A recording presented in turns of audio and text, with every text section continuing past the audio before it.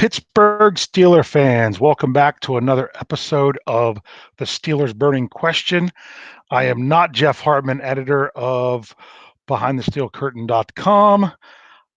Jeff is still out on vacation, enjoying himself in some sunshine. Um, Obviously not now. Hopefully he's getting his rest to enjoy some more sunshine tomorrow. This is Dave Schofield coming at you this week. I am the community manager and writer for BTSC. Hopefully you all are tuning in anyway. Jeff gave you a nice warning last week that it wouldn't be him, it would be me. So you had your excuse to run away and not have to deal with me tonight. But just thought, as we're almost there. We're almost to training camp. It's 8 and it's so close we can taste it. We really need some more stuff to talk about. So what question to think about tonight was this. Last year, the Steelers had, for the first time in several years, did not have any player selected to the first team NFL All-Pro. So the question that I'm posing tonight is this. What player for the Pittsburgh Steelers in 2019 has the best chance to earn first team All-Pro for 2019? Now, there's several different ways that you could look at this question. There's the obvious one of the players that have already earned All-Pro in the past. The Steelers currently have 3 players on their roster that have been All-Pro, first team All-Pro. Ben Roethlisberger is not one of them. A lot of people forget that Ben has not been All-Pro because this is a pretty elite group of players. First, before we get into that, let's look at the breakdown. Let's look at the breakdown of actually how many players make the All-Pro team every year. It's quite interesting because it's actually more on defense than on offense. There's 11 players on offense and 12 players on defense. At least that's how it was in 2018. So it's just one quarterback, one running back, one flex player. That could be a one running back, wide receiver. Oftentimes it's a player that doesn't necessarily play, could kind of almost be a hybrid player in the past. Like last year was Alvin Kamara. It was Le'Veon Bell in the past. There's one tight end, 2 wide receivers, and then 5 offensive linemen, but one for each position: left tackle, right tackle, left guard, right guard, and center. Now, when it comes to defense, luckily they do have one other position in there that we'll talk about at the end. It's set up pretty much as a 4-3 defense because it's 2 interior linemen, 2 edge rushers, 3 linebackers, 2 corners, 2 safeties, and 1 defensive back, which last year was I'm pretty sure it was elected as a slot corner. Is basically what kind of position they've been looking at lately there. Then, of course, you do have the special teams players of a place kicker, a punter, a kick returner, a punt returner, and one quote unquote special teamer that can be selected. So those are the players that can make first team All-Pro. So when you look at a player like Ben Roethlisberger playing quarterback, in order for him to be first team All-Pro, he's got to be the best quarterback in the league. Last year's first team All-Pro quarterback was Patrick Mahomes. Okay. 1 running back. Sometimes you squeeze in that second running back as of lately with that flex position. 1 tight end, 2 wide receivers. It's a little tricky when you get to the linemen. We'll talk about that here in just a minute because the 3 players that are currently on the Pittsburgh Steelers roster that have a first team All-Pro under their belt already is Marquise Pouncey at center. That was in 2011 and 2014. David DeCastro at right guard in 2015 and 2017.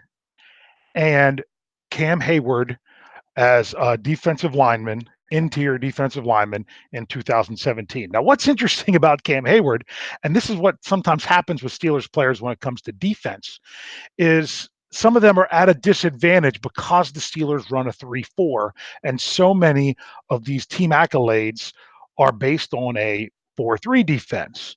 In 2017, Cam Hayward was snubbed from the initial Pro Bowl roster, but then was elected first team All Pro.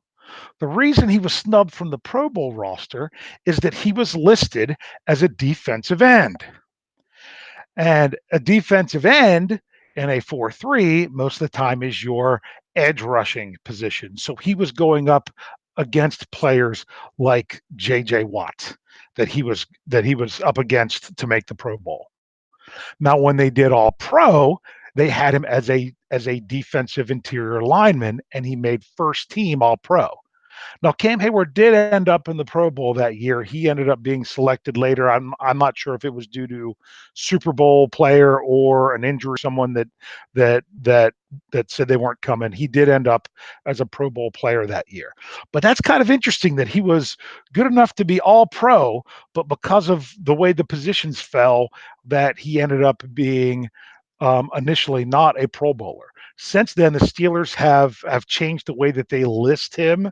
If you even go to Steelers.com, you'll see that Cam Hayward is listed as a DT, as a defensive tackle, which would qualify him as an interior defensive lineman.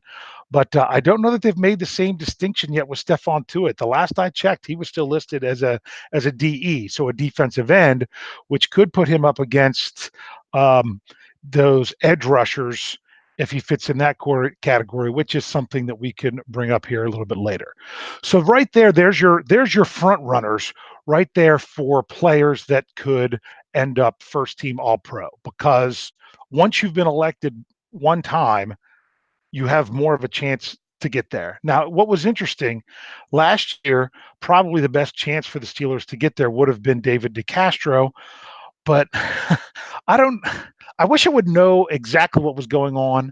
If someone in the live chat knows this or saw a report that they could verify exactly what it was. I never saw a report that said exactly what happened. But last year, David DeCastro got several votes as for All Pro as a right guard, and he also got several votes as a left guard. But the problem is David DeCastro doesn't play left guard. He plays right guard.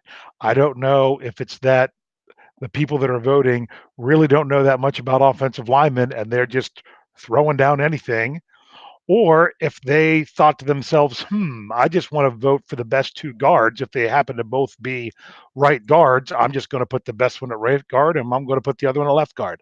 I don't know what their thinking was, but I do think it was kind of interesting that he got first place votes as a left guard when he played right guard all season. So right there, those have to be your front runners, I would have to say, of players that could be elected All Pro from the Steelers in 2019. That would be Marquise Pouncey, David DeCastro, and Cam Hayward.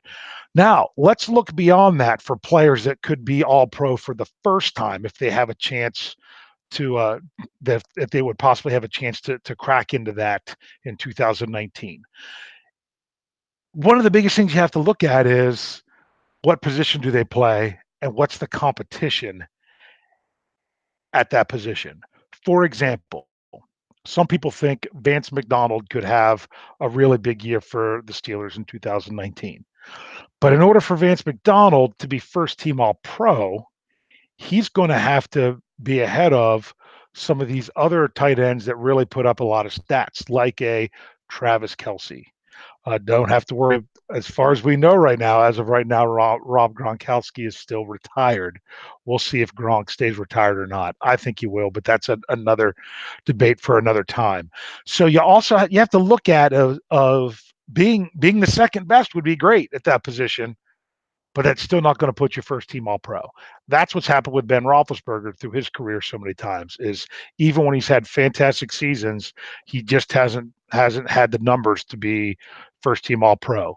A lot of the players he's ended up behind were Tom Brady's, Peyton Manning, Aaron Rodgers, Drew Brees, players like that Ben's right up there with them, but not necessarily having the stats higher than them. Now, the Steelers have lost a couple All-Pro players for 2019, but so we know what kind of player it takes in order to do that because the Steelers have had them in the past.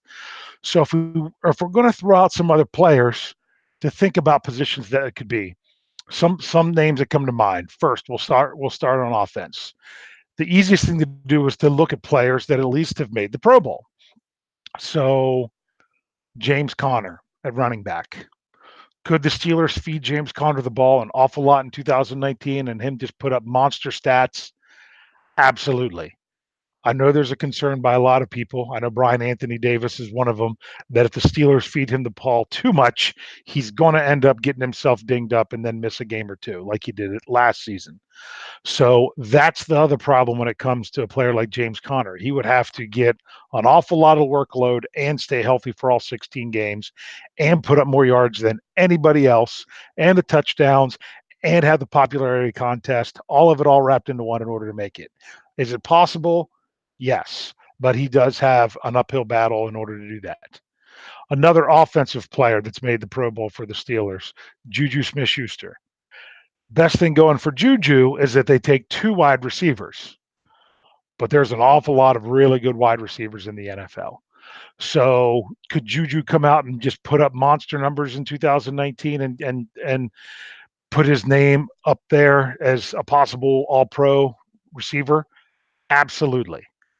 But until another receiver emerges on the Steelers, which I think there's plenty to choose from, and I think they're going to be fine in that category. But you're going to have some other offensive threats for the Steelers to throw the ball in order for Juju to not constantly draw the double teams and the constant attention that he's most likely to get anyway. So you could also throw out. We already said Ben Roethlisberger, Alejandro Villanueva. There's another Steelers Pro Bowler that from the last two seasons. Now, is he quite enough to crack into that All Pro starting lineup? That's pretty tough. Last year's starting left tackle was a guy that I can't even say his name correctly. He's the left tackle from Green Bay. Should I try to butcher it? I might pull Lance Williams and totally butcher the name, but it's David. Uh, I don't know that I can get it. Bakhtari. Um, I did my best. So it's a player like that Big Al would have to move in front of to be all pro. So then let's look on the defensive side of the ball. Who on the defensive side of the ball could end up looking to be an all pro? Well, there's only two players on the Steelers team other than Cam Hayward on the defensive side of the ball. And of course, Ryan Shazier, who of course is on PUP for the season, that have made the Pro Bowl, and that is Joe Hayden, who was a Pro Bowler before he came to the Steelers for 2 seasons when he was in Cleveland, and T.J. Watt. So could either one of those players possibly break in to the All-Pro first team? Joe Hayden is on the wrong side of 30, as people like to say. He's getting up there, but he's still a great corner in this league.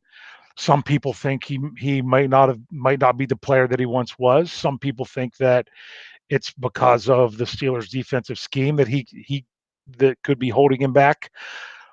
The other thing is Joe Hayden, since he was a Pro Bowler, has not been healthy where he's played 16 games in a season. So he's got an uphill battle there if he's going to try to make All Pro. I would be happy if Joe Hayden got back to being a Pro Bowl caliber cornerback. Now then we have last year's Pro Bowler, T.J. Watt. In my opinion, other than the three players that have already been first team All Pro, I think that's your best shot of another Steeler that could end up being All Pro. Uh, he had double digit sacks last season. I look for him to put up double digit sacks again. I know in the fantastic article series that both Jeff Hartman and why am I suddenly not remember Simon Chester have been going back and forth doing their 30 predictions for 30 days. One prediction was that TJ Watt will have more sacks than JJ Watt. Now that would be a fantastic season. And do we all think that TJ Watt's capable of doing that? I know I sure do.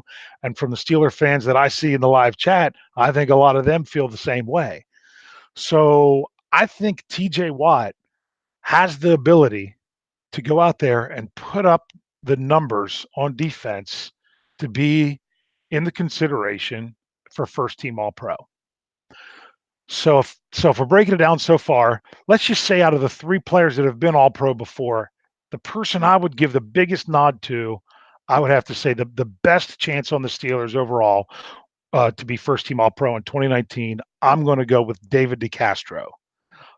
He's been there, he's done that. He's one of the top guards in the league. I know a lot of people put a lot of stock in the Madden rankings that came out this week. He's the highest ranked Steeler on that. I don't necessarily know much about that, and that's not kind of that's not my thing. So I'm not really worried about it. But you can't be following the Steelers and not have at least heard about the Madden rankings this past week. Uh, Ironically, I think it was CBS's top 100 players. Although there were some Steelers on there, a lot of people were surprised that David DeCastro was not one of the players on that list, which to me makes that list lose all kinds of credibility that I don't even care to look at it because obviously they don't know what they're talking about. So I'm going number one choice here is going to be from those who've done it before, David DeCastro. Then if I'm going to look at my outsider looking in, which is guys that haven't been first team All Pro, but they've at least made the Pro Bowl, I'm giving the edge in this category to TJ Watt. I think he has the ability to get there. The two outside rushers from 2018 that made All Pro were his brother JJ and Khalil Mack. I could see TJ going after his brother. He's really going to have to. He's got the name, and a lot of people would think it'd be interesting how it would play out. And TJ was ahead of him last year in sacks, or at least tied with him a good ways through the season. So I think that's right there. That if he could take the next step, then TJ Watt's a pretty good person to think of. Now, if we want to go with a long shot, I didn't really bring up a bunch of these. A long shot player from the Steelers to make first team All Pro, and I'm going to say someone who's never even made the Pro Bowl before.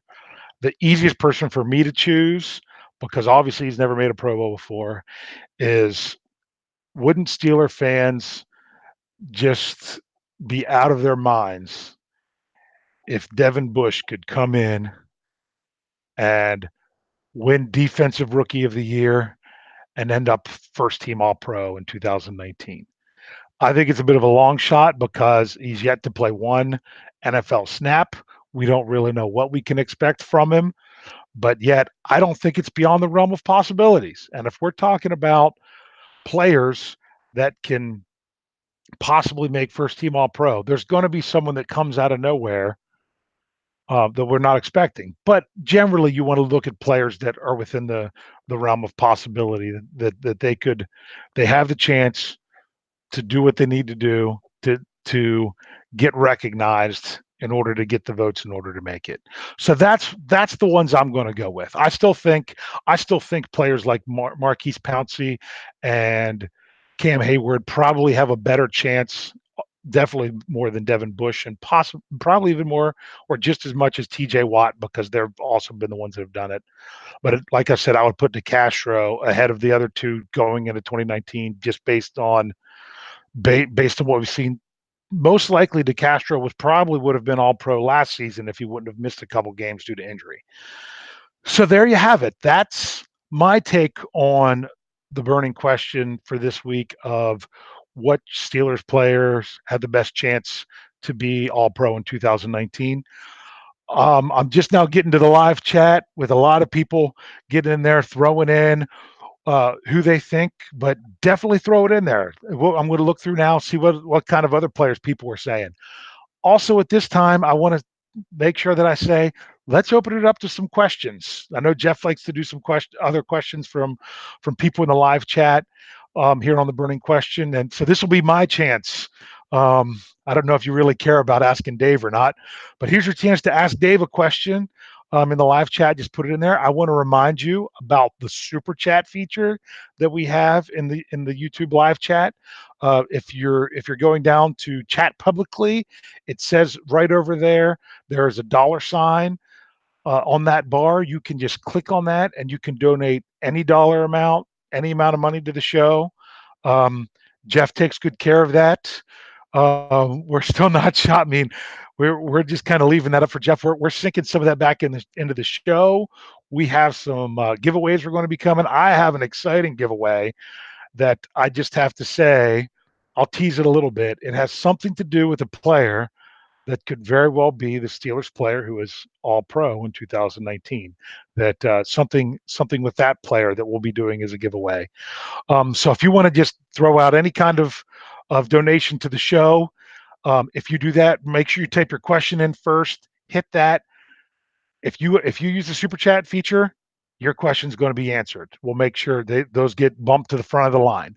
Now I know at least one user was saying there was a problem with the super chat Sunday when we did the Steelers preview. That was with Lance Williams and myself. Not the Steelers preview. The Steeler standard is the standard. When we did the standard is the standard on Sunday, that the super chat might not have been working properly. I don't know if that was the case or not. I'm really hoping that's not something on my end, since this is the first time that we've gone on YouTube without Jeff being the one that set it up. But Jeff told me there was nothing I had to do about it, and I didn't do anything wrong. So hopefully it's working if anyone wants to use that. So if we're looking through, I've got a TJ Watt, Marquise Pouncey, David DeCastro. I've got Crazy Chris is asking about the Touchdown Zones T-shirt. He's waiting patiently. If you don't know what Crazy Chris is talking about, you need to go back and listen to last week's Steelers preview Thursday night with Jeff Hartman, Brian Anthony Davis, and myself, and you will know exactly what we're talking about when we're talking about the Touchdown Zone. More TJ Watt. Um, Here's Ron brings up a very good point. Said this Steelers team is built to be a team and not stars. So maybe not nobody's going to make all pro for the Steelers in 2019. But if they're a better team because of it, you know what? Sign me up. I'll take it. A couple people here talking about Javon Hargrave. That's a very interesting choice. But the biggest thing with Javon Hargrave is he's got to get on the field more. And that's not on him. That's just on the Steelers' defensive scheme. Obviously, I sound like Mike Tomlin again. Obviously, when the Steelers aren't in their base defense, it's a lot harder for Javon Hargrave to be on the field. Now, he has been playing defensive tackle. When the Steelers, for those of you who aren't sure what I'm talking about, anytime the Steelers go to nickel, dime, or even what they call their dollar defense with 7 defensive backs, the first player that gets pulled off the field to add an extra defensive back is the nose tackle. So generally, when you go into nickel, where you have one extra defensive back, you take in a 3-4 defense, you take off your nose tackle and you bring in that slot corner. Then when you go dime, generally you're taking out another linebacker, whether it be inside or outside. In the past, the Steelers have been taking out an inside linebacker to add another defensive back. When they go dollar, that would then take out yet another linebacker. So you're left with two defensive linemen, 2 linebackers, and 7 defensive backs. So when it comes to Javon Hargrave, who is the starting nose tackle, when the Steelers are playing nickel and dime, both just as much, if not more, than their base defense, he's not on the field at his primary position. So yes, the Steelers did a much better job last season of getting him in there in those packages as one of the other defensive tackles. But obviously, when he's in there, either Cam Hayward or Stephon Tuitt would not be in the game. So last year, Javon Hargrave did not even play 50% of the defensive snaps. I'm thinking, if I remember right, he was right around 45-ish percent. So the biggest thing he has working against him is how much he's on the field, and the fact that they only do 2 defensive linemen rather than 3 like the Steelers play. But I am looking for him to have a big year this year. Got one person says Boswell's going to bounce back. He is a Pro Bowler, and that he could be All Pro. He's got a lot of good kickers he's got to move ahead of. Um, that so we'd have to see there. Um, Cam Hayward, some other ones. So here we go. So that's what some people have said with answering what the question is. Let's get into some other questions here. All right, let me see here. Um, will Deontay Spencer or Johnny Holton make the team? What's really interesting because I did an article, it's almost close to 2 weeks ago for the website about the Steelers' forgotten free agent of Johnny Holton, who they signed, who played the last 3 seasons with Oakland. He was on the active roster 2 seasons. Last year, I think he was only on the active roster for 1 game, and otherwise he was on the practice squad. He then signed a contract with the Eagles, who had then released him, and then the Steelers signed him after that time period, where it wouldn't even count towards the compensatory draft picks. So he's someone that they've brought in that has NFL experience, but not necessarily someone as a lock to make the team. He's coming in at the league minimum for someone who has 2 seasons in the league. The one thing that he has going for him is that the number of special team snaps that he's logged in his time in Oakland. So everyone knows the Steelers loved themselves some Darius Hayward-Bay the last several years, mainly as a special teams guy that would fill in as the 5th receiver whenever the Steelers went 5 wide. The Steelers liked that role where he was the gunner on special teams. So actually, Johnny Holton has a chance to come in and fight for that 6th wide receiver spot as a guy that's going to contribute more on special teams than as wide receiver. Now, when it comes to Deontay Spencer, I don't know a ton about him to say whether or not I think that he could make it. I think it's going to be real interesting to see how the Steelers play it out. Some people feel, I know I originally felt that their 6 wide receivers were pretty much locked in. The more I think about it, the more Ryan Switzer and Eli Rogers both fill a very similar role, that having both of them isn't a necessity. So I'm not saying that the Steelers wouldn't keep both of them, but if someone really shines in camp and in the preseason, then the Steelers wouldn't have to keep both of them. And then, of course, you have injury coming in there. So I would say throw in Trey Griffey into that mix because he was on the practice squad last year, and those are your 3 people that could that could definitely possibly find their way in as that last wide receiver. Um, a lot of people are really loving themselves some grave digger, some Javon Hargrave. Yes, I agree. I think people are like got to get him more snaps. Going to have double-digit sacks. Yeah, he had a lot of sacks last year. Um, he had a really good season. So here's another question from Ron. Do you think the Steelers have a top 10 defense this year? We talked about that a little bit on the Steelers preview last year during the Stat Geek section. Personally, I do, but technically the Steelers had a top 10 defense last year because when they look at defensive statistics, the number one thing they look at is yards given up. And if I can look back here at my stats, let's see where my stats are from last week's Steelers preview, is that the Steelers technically were 6th in defense when it came to yards last year. The problem was they were 16th in points. So Brian Anthony Davis brought it up and made a good point, so much so that he abstained from giving an over-under on the Steelers' overall defensive rank for next year because he didn't find it to be important. He thought points given up is a much more important statistic and a much better gauge, and I do agree with him. But if you're looking at I think the Steelers are a top 10 defense. I think the Steelers could even get into that top 5 defense next year. I'm really encouraged about what I see. I really am. I think they have a lot of pieces in place. I really think that they have some depth in the right places. They are missing some depth in other places. So injuries could definitely be key when it comes to that. All right, let's see if we got any other questions coming out here. Um, do I see Mike Hilton getting the extension that he's hoping for? I'm going to say not this year.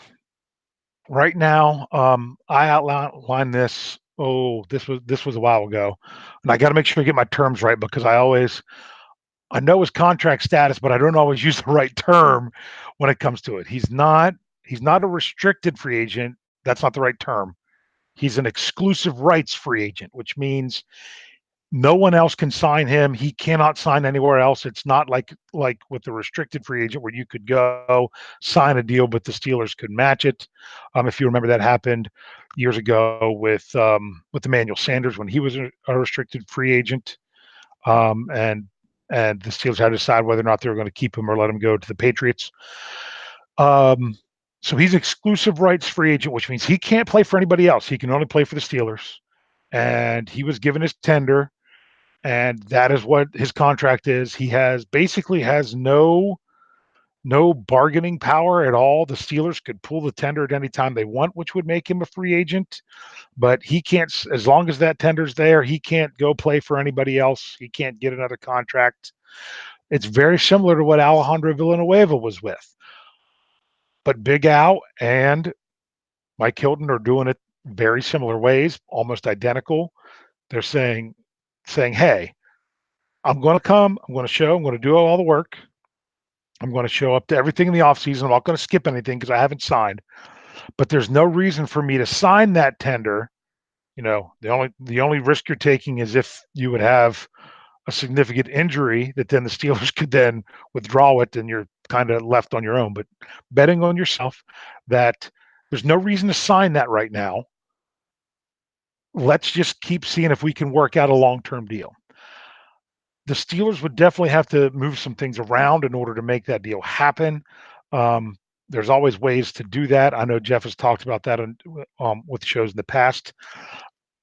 After this year, where he was an exclusive rights free agent, next year, Mike Hilton would be a restricted free agent to where the Steelers could still sign him, even if he went out and signed with someone else. That other team would also have to give up, depending on what they tender him at, would have to possibly give up a draft pick to go along with that. I think it's in everyone's best interest. Well, probably not Mike Hilton's because he's not getting paid all that much, but I think he could possibly even get a bigger payday after this year. He didn't have the strongest 2018, although he played a lot of last year with that elbow injury and played through it. I would love to see the Steelers if they could work out a deal that's not breaking the bank. If he's gonna give them a pretty good deal, then I could see it happening. But it's going to have to be a very team friendly deal in order for that to happen. So here we go. Here I got one more. Do you think the Steelers defense will play more 4-3 this defense than they played again? They played it against New Orleans a little bit, but I think the addition of Bugs gives it a new look. So asking about the Steelers going strictly to a 4-3. I don't really see the Steelers going to a 4-3 because of that. That's what you're going into to the three off the ball linebackers. The Steelers basically, if you think about it, for the most part, the Steelers play more nickel. I think they played more nickel than dime last year.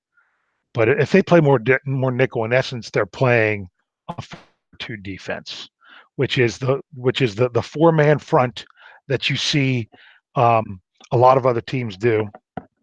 But it would but still only the two linebackers. So because of their personnel, I don't see the Steelers going more into 4-3. But I mean, if you're talking about going into like more versatile packages, um, the Steelers still haven't completely outlined how they're going to use Mark Barron, who has been both a safety and an inside linebacker. He could be that player that you don't really know. What are the Steelers playing with? Two linebackers and two safeties? Or are they playing with one linebacker and three safeties? Are they playing with three linebackers because Barron's in there? Or is he really playing a safety? I think, believe it or not, Mark Barron and I think in turn Devin Bush really give the defense some more versatility. They really do. Barron especially. I mean, look, he's still wearing his safety number. He's number 26. Um, so that's really interesting. He's the key to that. He's the key to that that versatility. So there we go. That's pretty much all we're going to look at tonight in the live chat. So I really appreciate you all tuning in tonight. Even though it wasn't Jeff, I know he'll be back very soon. We will be back tomorrow night with on the Steelers preview with myself and Brian Anthony Davis, and sitting in since we have that extra spot from Jeff being away, we're going to bring in Tony Defio for his YouTube debut, which will be very interesting. So Tony's been a part of the website a long time, actually longer than any of Jeff, Brian, or myself. And he does the Steelers Hangover with Brian. He's been doing that podcast for I'm not sure how long, but he's going to come in, make his YouTube debut if we can get all the technical aspects worked out tomorrow night. And then Jeff should be back. We should be back to pretty much a regular slate of podcasts. For those of you who don't know, we have 5 podcasts a week that we have been doing here in the off season. 3 of which are all live on YouTube. So if you're wanting to catch all of them, the ones that aren't on YouTube, they are available anywhere you can find podcasts. That's through iTunes. I have a nice little iPod app on my phone that I just bring it up and listen to all of them. I don't even know what they all are. I think Jeff mentioned Stitcher before, but we have the YouTube. You can actually listen to the podcast directly on the site at behindthesteelcurtain.com. So thank you very much for tuning in, Steeler fans. We're 8 days away. 8 days until the players report, and they got to do their run test that day. It's going to be exciting. It's right there. Then it's everything leading into the season. Those players move into those dorms at Latrobe, and that's where they're going to be for their first 2 preseason games. So we will see the Steelers on the field playing another NFL team before they go home from that. So when that training camp starts, that's a big deal. And I don't know about you all, but I'm more than ready for it. So thank you all for tuning in. I'm going to send you out Lance Williams style to say, tune in, tell a friend, and subscribe. Thanks for listening.